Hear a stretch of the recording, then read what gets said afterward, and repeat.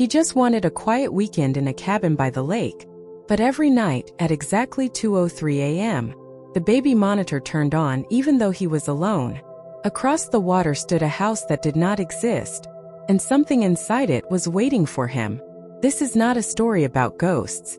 It is about something that chooses you and never lets go. Stay with me till the end, because the last part will change the way you look at every rocking chair you see. It started with a vacation, just a peaceful escape. A rented cabin in the woods. No neighbors, no city noise, just pine trees, cold air, and the black stillness of the lake. Daniel, a 28-year-old freelance editor from the city, needed the break. Burnout. Insomnia. This place promised silence. The lake was wide, glassy, unmoving, except for one house directly across from the cabin. Old. 2 stories. Shaded by crooked trees. Its windows always seemed to stare back. Daniel noticed it on the first morning, but it looked abandoned. Faded paint. Broken railing. Still, something about it made him uncomfortable. That night, around 2 a.m., he was woken by a knock. Not on the door, on the window. He froze. His cabin had no neighbors. No one even within walking distance. He looked out the window. Nothing. But across the lake, the house had a faint orange glow in one of its windows. Like a candle or a lantern. It had not been lit earlier. The next day, Daniel hiked the trail around the lake.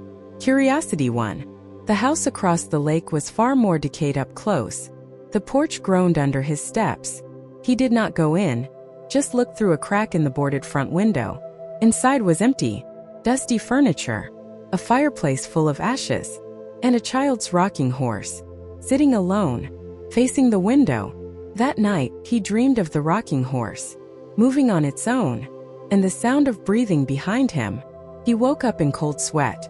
The next evening, he lit a small fire outside, trying to enjoy the silence, trying to forget the house.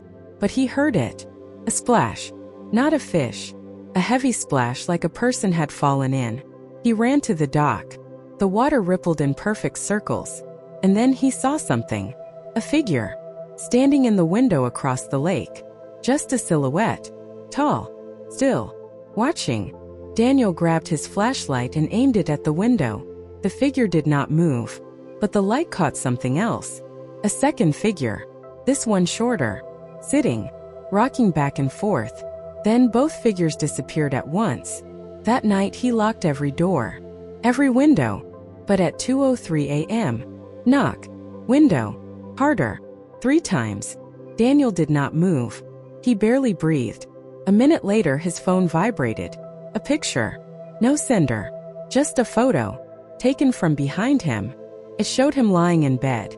And behind him, a silhouette. Standing in the dark. At the foot of his bed. He turned fast. No one there. He grabbed his keys and flashlight and ran out of the cabin. The flashlight flickered. Then died. The forest was darker than it should have been. Unnatural. Like something absorbed the moonlight. Then, a child's giggle. Soft. Too close. He turned. No one. But up ahead, at the edge of the lake. A light. The old house. Its front door was open now. The rocking chair on the porch was moving. He ran. Not toward it. Away. Back to the car. But his car doors were open. And on the dashboard, the same photo that had been sent to his phone. Only now, the silhouette behind him had eyes. White. Glowing. Daniel left everything behind. The car. The cabin. His bags. He hiked 12 kilometers through the forest before he found help. He told the police. They found the cabin. Found his phone. His bag. But no footprints. No tire marks.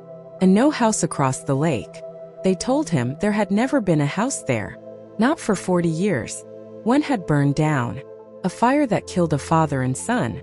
Locals say the father was last seen rocking the child back and forth, refusing to leave the house, even while it burned. After the police left, Daniel stayed in a motel. He barely spoke, did not eat, just stared out the window. Something felt wrong. Not just fear. It was the feeling that something had followed him. 3 nights later, in the motel, the nightmares returned. He dreamed he was floating in the lake, but the surface was ice cold. Something brushed against his legs, then pulled. He tried to scream, but no sound came. He woke gasping, sweating. The clock read 2:03 a.m. His phone buzzed again. Another image.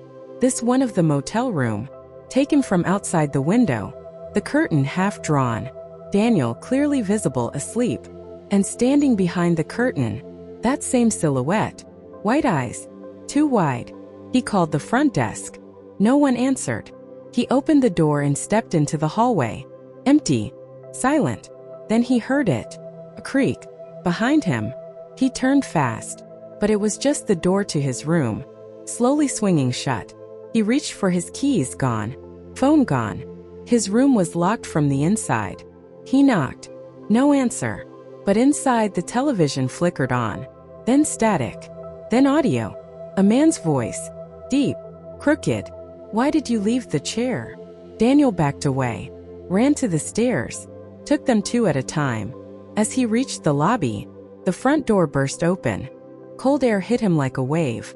And on the floor wet footprints. Small. Bare. Leading inside. From nowhere, the manager appeared behind the desk. Sleepy. Confused. Said he had just woken up. No memory of turning on the TV. No knowledge of anyone checking into Daniel's room. Daniel left again. Moved to a hotel in another town. But every night since at 2:03 a.m., his phone buzzes. A new photo. Sometimes of him. Sometimes of a chair. Sometimes just blackness, with a set of white eyes floating in the dark. He stopped answering calls. Stopped using mirrors. He avoids lakes. Never sits in rocking chairs. Never opens the curtains. And never stays anywhere without double locks. But deep down he knows, you cannot run from something that has already found you. The last photo he received showed his childhood home. Empty. Quiet. And on the front porch, a rocking chair. Moving. A week passed. Daniel stopped sleeping. He stayed in a friend's basement apartment. No windows. No reflections. Walls covered with black cloth. But it made no difference. At 2:03 a.m. the lights would flicker. The air would grow thick. And from the hallway that soft creak of rocking. One night he heard his name. Whispered. Not from the room. From inside his head. A child's voice. Come back to the chair. He clutched his ears. But it got louder. The next day he searched for records.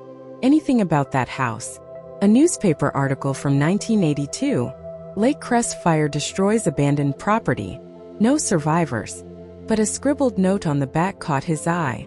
Still hear the rocking at night. No house. Just water.